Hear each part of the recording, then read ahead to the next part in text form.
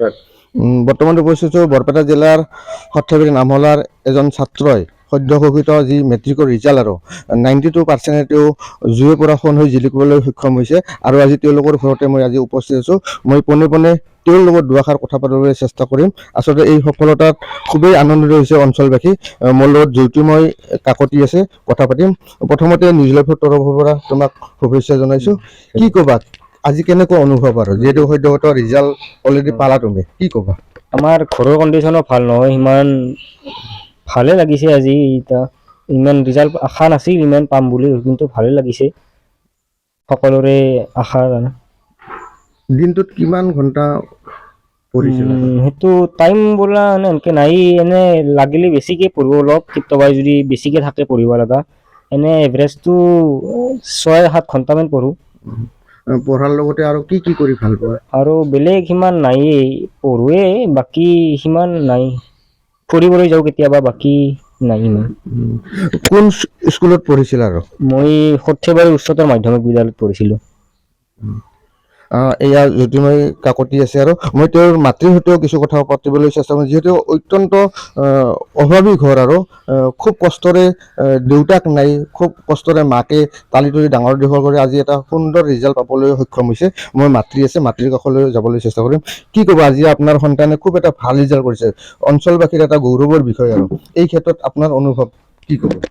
অনুভৱটো ভালেই, কিন্তু অনুভৱ ভাল হ'লেও ভাল প্ৰকাশ কৰিব নোৱাৰোঁ, কাৰণ মোৰ সেই দেউতাক হেৰুৱাবা 2024 চনতে মাৰা গৈছে।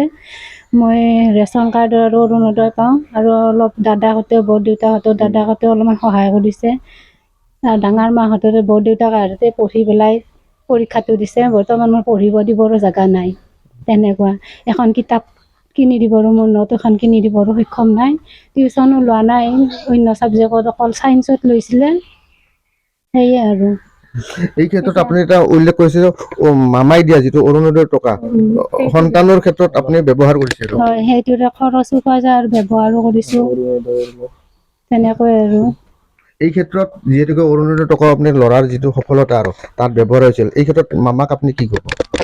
মামাক ধন্যবাদ দিম, আৰু মোৰ ল'ৰাটো যি পঢ়িব ইচ্ছা কৰিছে তাত অকণমান যদি মামাই সহায় কৰি দিয়ে, মই নথৈ আনন্দিত হ'ম।